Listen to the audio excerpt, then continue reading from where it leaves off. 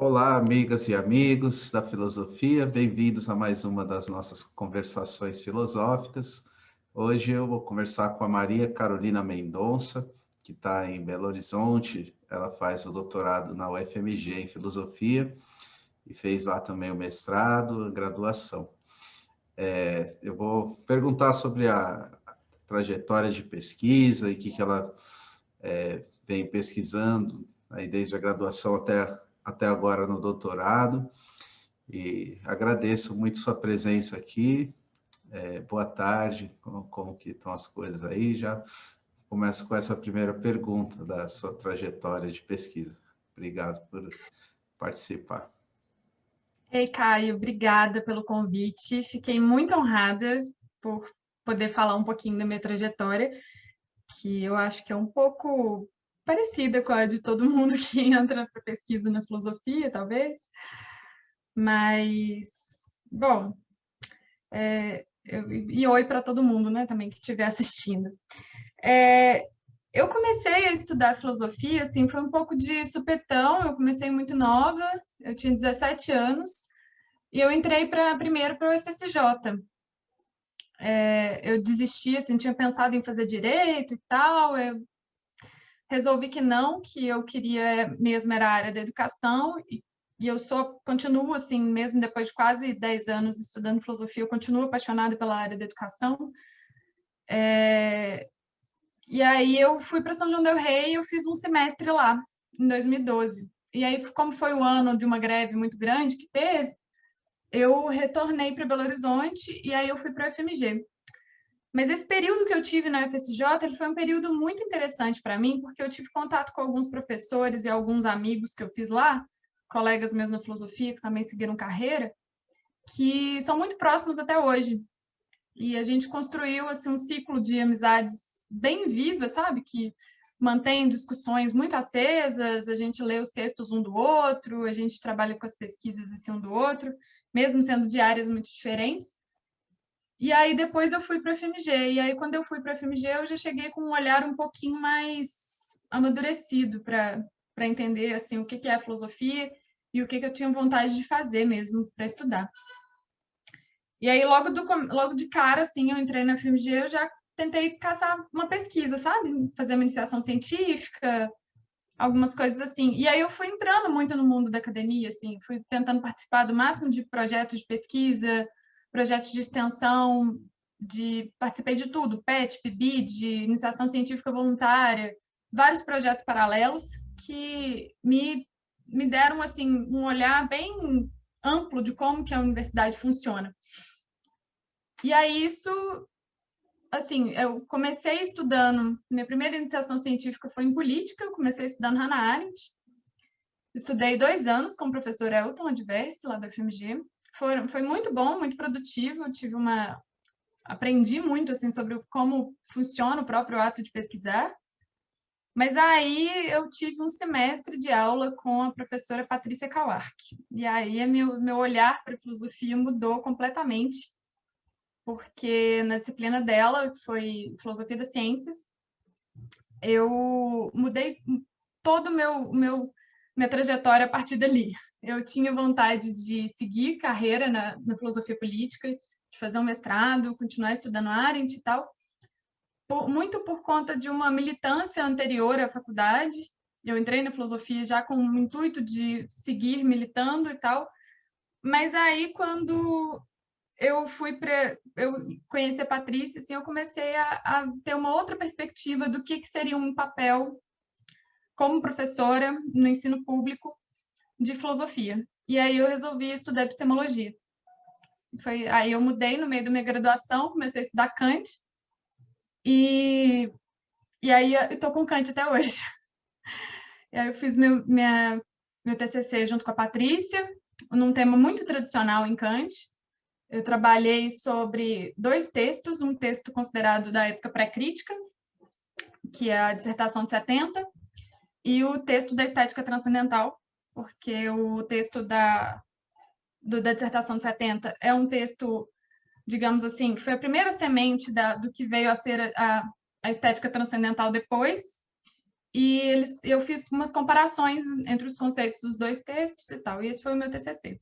E aí, a partir disso, estudando com a Patrícia, que tem uma visão bastante heterodoxa sobre Kant, sobre a filosofia, sobre o modo de se fazer filosofia no geral, muito por conta da formação dela em física, de estar sempre, né, trabalhando com a interdisciplinaridade da filosofia com outras áreas. E aí eu fui para esse lado, assim, fui fazer meu mestrado num campo muito não ortodoxo sobre Kant e uma relação de Kant com filosofia analítica contemporânea. Eu trabalhei sobre a idealidade transcendental do espaço e do tempo e a ideia de conteúdo não conceitual, que é uma ideia contemporânea, né? Na epistemologia e na filosofia da percepção. E aí eu fiz o meu mestrado sobre isso e eu fui emendando uma coisa na outra, e aí eu terminei o mestrado em 2019 e emendei no doutorado.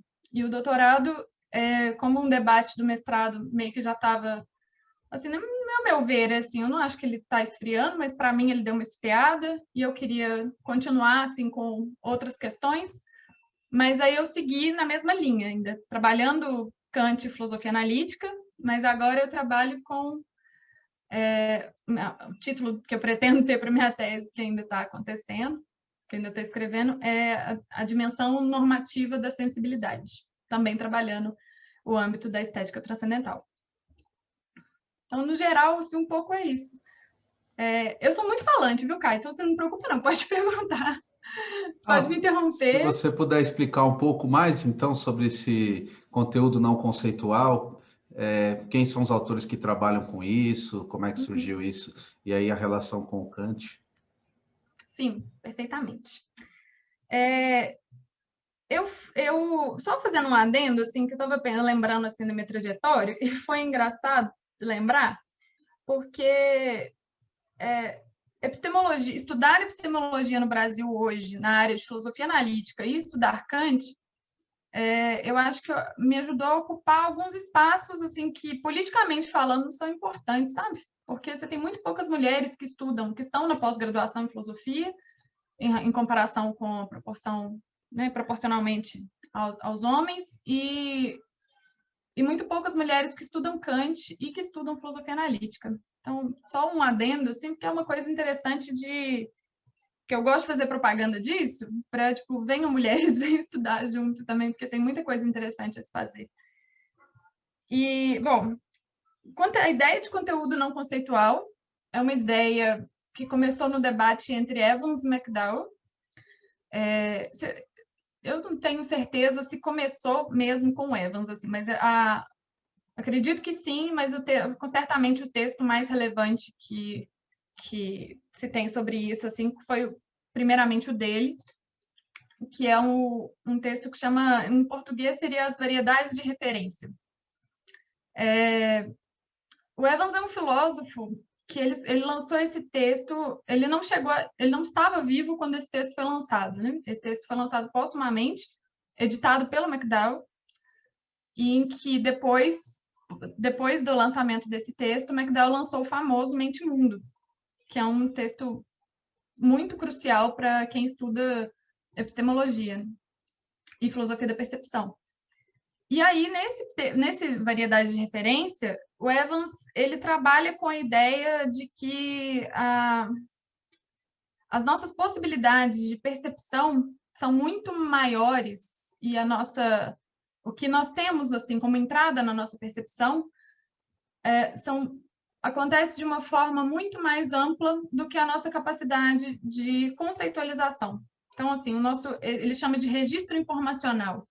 Esse registro da percepção do que chega até nós é maior e muito mais amplo do que a nossa própria capacidade de conceitualizar o que vem pela percepção.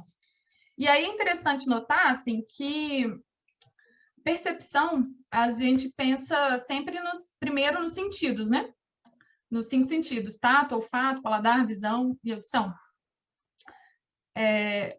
No entanto, uma coisa que está muito ligada à percepção e que está ligada à nossa própria capacidade de perceber coisas, portanto, depois de conhecer coisas, é a nossa capacidade de propriocepção somática, que é a habilidade que nós temos de nos localizar espacialmente falando em relação aos outros objetos. Então, é basicamente a nossa percepção espaço-temporal, porque uma está sempre ligada à outra, né? A percepção de espaço e tempo, ela é um condicionante para nós recebermos qualquer tipo de informação que venha do mundo em termos perceptivos. E o Evans fala isso, o Evans trata sobre esse tema com claramente outros argumentos, mas essa história toda ela é muito parecida com a própria história kantiana, né? Com o próprio Kant, o modo como ele designa a sua doutrina transcendental. E aí o Kant, na crítica da razão pura, né, especificamente, ele trabalha, quando ele vai trabalhar sobre construir, né, a estética transcendental, a analítica transcendental e fazer todo o caminho possível, né, de como nós conhecemos o mundo ou de como nós podemos conhecer o mundo, ele trabalha na estética, ele vai trazer a noção do espaço do tempo, né, uma noção muito nova para o que era na época da filosofia moderna, sobre como que o espaço e o tempo são condições para a nossa percepção, no caso, né, para a intuição poder funcionar como uma representação. Então, nesse sentido, eu trabalhei no mestrado a relação entre essas teorias, tentando fazer com que isso fosse uma resposta interessante a McDowell, que a teoria do McDowell ela é contrária à teoria do Evans, né? Está do outro lado do debate. Então, assim, a minha pesquisa ela se posicionou nesse debate entre conceitualistas e não conceitualistas, de um lado não conceitualista kantiano, que é uma vertente que se desenvolveu muito a partir de um filósofo que chama Robert Hannah, que ele lançou um artigo em 2005 chamado... Ai, meu Deus, falhou o nome? Acho que é o não conceitualismo kantiano ou Kant e o conteúdo não conceitual, um desses dois. E esse artigo assim, gerou um alvoroço danado quando ele foi lançado. Teve muita gente pesquisando em cima disso, muita gente falando sobre isso, sobre a possibilidade do Kant ser um não conceitualista. Não sei se ficou muito claro, talvez eu tenha dado algumas voltas, mas basicamente é isso. E a parte do idealismo transcendental, como que fica para esses autores contemporâneos, a metafísica analítica? Como é que é? Desculpa. Com relação ao transcendental kantiano, há uma reformulação do projeto transcendental? Eles ainda se consideram... Não sei se é uma reformulação, mas eu acho que a ideia de trabalhar com... Bom, eu estava contando a história, né? Porque, assim, o Evans lançou o texto dele em 82 ou 83, se não me engano, se não me erra a memória. McDowell lançou o Mente e Mundo em 94, teve uma reedição depois, e muito do debate da epistemologia, da filosofia da percepção, se deu a partir dali. Quando o Hannah tenta trazer para o debate entre conceitualistas e não conceitualistas a partir de uma ótica kantiana, além dele tentar inverter a questão assim de falar que o Kant não é um conceitualista padrão como ele era tomado antes, ele tenta mobilizar os argumentos kantianos para tentar trazer um possível avanço para esse debate.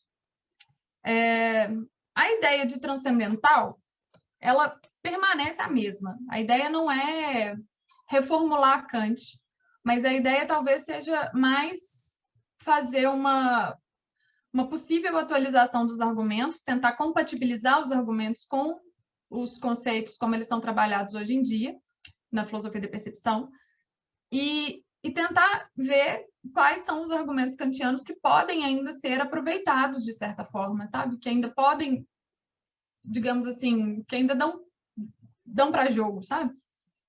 Então, a ideia de transcendental para o Kant, basicamente, né, como rege bem a cartilha de uma filosofia extremamente tradicional e tal, ela é uma ideia ainda muito consolidada, né? Porque o projeto kantiano é a ideia de tecer quais são as condições de possibilidade para o conhecimento. E isso se desdobrou nas famosas perguntas, né? Que a crítica tenta responder, que é o que posso conhecer, o que devo esperar, o projeto crítico como um todo, né? O que devo fazer. E a ideia de transcendental, ela meio que se expande, assim, porque o projeto crítico do kantiano, ele é um projeto que ele se permite expandir. Ele se permite você jogar essas perguntas para outros campos da filosofia e da ciência para tentar expandir essa própria noção de conhecimento. Então, o que eu tento fazer na minha tese, por exemplo, ainda está dentro da filosofia transcendental, porque eu quero tentar entender quais são as condições de possibilidade da percepção dentro da epistemologia, especificamente, e no sentido de relacionar isso com as pesquisas mais recentes sobre normatividade epistêmica. Não sei se ficou claro. O que você acha? Não, acho que essa parte ficou. Agora, eu queria perguntar sobre essa questão da normatividade epistêmica, que também isso é um debate que me parece que perpassa todo o século XX, né? A questão da... enfim, ideia de paradigma, de programas, lógica interna, demarcação científica, contexto de descoberta, contexto de justificação. E aí, como é que você pensa isso e o Kant, onde é que ele se insere aí nesse debate? Pois é, eu cheguei nesse debate um pouco pelo Robert Brandon, que é um conceitualista tradicional, e quando ele, Gente, eu estou com um problema de memória dos livros aqui, no Brandon, no livro dele de 94 também, ele conta sobre, ele faz uma associação, e assim, é uma associação muito comum, de considerar que as categorias kantianas são normativas, porque elas regem um modo de ação, um modo de se conhecer. E a própria Patrícia, minha orientadora, também lançou um artigo sobre como a tarefa da razão no ato de julgar também cumpre um papel normativo, no ato de se fazer juízos. Então, é como se nos nossos modos de procedimento de conhecer, eles têm uma característica normativa intrínseca e muito explícita. E make it explicit. Agora eu lembrei o título do Brandon. E aí, bem no começo assim, do livro do Brandon, ele comenta sobre como que a virada kantiana ela é uma virada tipicamente normativa. E isso me chamou a atenção quando eu estava para escrever meu projeto de tese. Porque se o conhecimento, segundo o modo como Kant descreve como o conhecimento funciona ou como o conhecimento é construído, é um modo tipicamente normativo, isso me chamou atenção porque eu fiquei pensando assim, como que a percepção vai se relacionar, que é uma tarefa fundamental para qualquer tipo de conhecimento, no minimamente prático que a gente tenha, e empírico, obviamente, como que a percepção funciona nesses termos, como que a percepção vai ter um papel relevante em uma teoria normativa. Se essa questão, se a normatividade, a consideração da normatividade da faculdade do entendimento, a faculdade de julgar, se isso se mantém. Então, a minha dúvida era um pouco por esse lado, assim, se a gente pode considerar o espaço e o tempo como normas, que são as normas das quais a percepção deve ser regida, assim, pelas quais a percepção vai ser regida. Então, se a gente considerar, assim, o debate sobre normatividade epistêmica, na verdade, a ressalva que eu quero fazer é a seguinte: esse debate ele é muito amplo e ele tem a ver com muitas coisas, e ele vai entrar em alguns campos que não são o meu campo, especificamente, né? Por exemplo, a normatividade epistêmica em relação ao realismo ou antirrealismo científico, em relação ao realismo e antirrealismo moral, vai ter um monte de coisa, né, envolvida. Mas o meu caso, assim, o que eu O que eu estou tentando me restringir é em relação à normatividade da nossa construção conceitual, da nossa apreensão de conceitos, e como que isso é perpassado, ou como que a percepção ela é uma representação anterior a essa capacidade assim, de conceitualizar, de discursar sobre as coisas, de dar nomes, nesse sentido. Entendi, ficou mais claro. Muito bom, Maria Carolina. Gostei bastante da sua trajetória e também da maneira como você coloca a questão dentro de uma perspectiva contemporânea, né? E o Kant sendo lido para pensar questões que são do nosso tempo, né? Que estão sendo discutidas atualmente. E não sei se você quiser dizer mais alguma coisa aí sobre algum outro tema, enfim. Tem alguma ciência específica que você estuda ou é uma questão mais em teoria do conhecimento, pelo que eu percebi, é mais ampla, né? A questão mais epistemológica mesmo. É mais epistemológica. Bom, é porque assim, no final da minha dissertação de mestrado, eu comecei a me deparar com alguns exemplos, assim, porque eu dividi a minha dissertação em 3 capítulos. Um primeiro capítulo bastante, né, tentando explicar esse debate do não conceitualismo como um todo, e um primeiro capítulo sobre o Kant e o como a gente poderia, né, considerar que o espaço e o tempo são não conceituais. Fiz um segundo capítulo sobre Evans e McDowell e quais são os pressupostos desse debate. E aí, no terceiro capítulo, eu precisei lidar com algumas questões um pouco mais práticas do debate, sabe? Então, além de discutir algumas coisas sobre como que alguns detalhes, assim, sobre se Kant for um não conceitualista, você tem um problema muito grave para lidar no momento da dedução transcendental, e esses, assim, pormenores, entre aspas, né? Mas não pormenores em relação ao que eu vou dizer agora. Mas aí, uma coisa que me chamou muita atenção é que esse debate sobre essa normatividade em relação à percepção, ou sobre a ideia de conteúdo não conceitual, é porque todo esse conhecimento que a gente chama de um conhecimento vindo da percepção, ele tem uma relação direta com a questão do nosso próprio corpo. Então, eu tenho um interesse específico assim, sobre o que nós fazemos com o nosso corpo e como que nós vamos ter um contato direto com o mundo na medida em que nós nos direcionamos em relação a objetos, ao mundo, como que nós praticamos esportes, tocamos instrumentos, como que a gente anda no espaço e sai esbarrando nas coisas, como que a gente aprende a andar no espaço e aprende a conhecer o espaço ambiente que a gente vive. Isso em termos epistêmicos, assim, porque muita gente poderia... uma das críticas possíveis que eu tenho que enfrentar é se isso não é um trabalho da psicologia, se isso não é um trabalho da ciência cognitiva, e por mais que eu tenha que levar em consideração essas outras ciências, eu acho que todo mundo que estuda percepção tem que levar em consideração essas outras ciências, eu estou interessada num aspecto puramente epistemológico, porque toda vez que nós estamos falando sobre como, né, sobre o corpo e sobre como a gente se comporta no mundo e sobre como a gente conhece a partir do nosso corpo, a gente tem um pressuposto que é da própria, que seria em termos kantianos, das próprias formas sensíveis da intuição, que é um pressuposto do espaço do tempo, que ele está sempre, em qualquer passo que a gente dá. E eu acho que esse é um insight kantiano muito valioso. Acho que não, obviamente, não é só eu que acho isso, né? Tem séculos de tradição.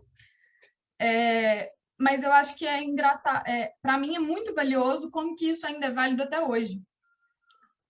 E acabou que pensando nisso, assim, nesse último capítulo da minha dissertação, eu me deparei com alguns exemplos de como que a gente aprende e a gente sabe, né, em termos epistêmicos mesmo, assim, do saber relevante, que sobre, por exemplo, que X é X e não Y, mas eu só sei isso porque eu tenho um conhecimento prático incorporado sobre isso. Por exemplo, quando você vai tocar um instrumento e você automatiza uma determinada quantidade de notas, movimentos, e toda a sua percepção está ali muito envolvida nesse conhecimento.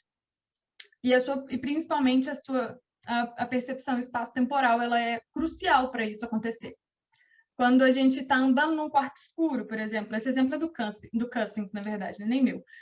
Você está andando num quarto escuro e você sai batendo nas coisas, você tem ali, como ele diz, uma normatividade do espaço-ambiente que vai te guiar pelo espaço que você está andando. Então, à medida que você vai batendo nas coisas, você está aprendendo o espaço que você pode ir ou não. Então, essas coisas que estão me interessando mais, sabe? Não sei se não tiver ficado claro, pode perguntar, que eu tento desenvolver mais. Não, estou conseguindo entender a ideia. Ai, que ótimo. Muito bom. Eu penso também na relação entre o teórico e o prático, né? No sentido do Kant também. Existe uma relação entre a normatividade prática e tem um certo primado também. Mas isso já é um outro problema, né? Do primado do prático sobre o teórico, enfim. Aí já entra no campo dos valores, isso é um outro tema bastante interessante também. Com certeza. O Kant é um autor desses, assim, acho que se eu for pegar o Kant e o idealismo alemão como um todo, né, que constroem sistemas inteiros, né, são organismos vivos, praticamente, que você entra e aí você entra num sistema completo. Então, na minha tese, eu não vou conseguir escapar muito dessas questões, porque é como se você mexesse num pedacinho do sistema aqui, ele vai ter consequências para todos os restos, né? Então, tipo, para tudo que acontece depois. Então, se eu estou trabalhando com a epistemologia e com a noção de conhecimento, percepção aqui, eu tenho consequências diretas no âmbito estético, no âmbito moral. Isso eu acredito que tem que ser levado em consideração. É até bem interessante, assim, porque eu estou pensando, isso ainda está um pouco nebuloso, mas eu estou trabalhando na minha tese, seguindo uma metodologia a partir de um texto do Kant, que é a Antropologia sob um ponto de vista pragmático. E é um texto em que ele define a primeira parte, ele divide entre a primeira parte entre o cognitivo, o sentimento de prazer e desprazer, em que ele define sobre algumas coisas sobre estética e algumas coisas sobre moral logo em seguida. E é interessante esse caminho metodológico que ele faz, porque depois vai se tornar um caminho muito parecido com o próprio projeto crítico, quando ele faz a primeira, a segunda e a terceira crítica. Então, acho que essas coisas, assim, não tem como você entrar no sistema crítico e começar a estudar esses caras sem levar em consideração todo um sistema.